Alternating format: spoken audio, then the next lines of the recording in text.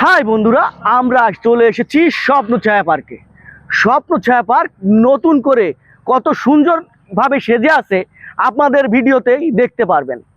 তাহলে দেরি কেন, আপনাদের ঘুরে ঘুরে দেখাবো এক নতুন সুন্দর। আমাদের সাথে আছে বিশিষ্ট বক্তা পুলিশকারী মহিবুল্লাহ স্যার।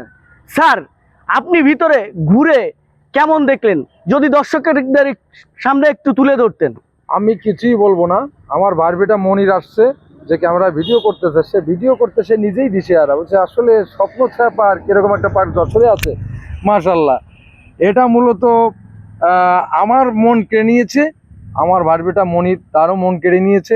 আশা করি তোমার মন আপনাদেরও মন কেড়ে নেবে ইনশাল্লাহ। আমরা তিনজন এখানে আসছি, আজকে এসে আমরা আনন্দিত হয়েছি। আমরা আমাদের রুহের খোরাক, আত্মার খোরাক আমরা অর্জন করেছি। আপনারাও আসবেন।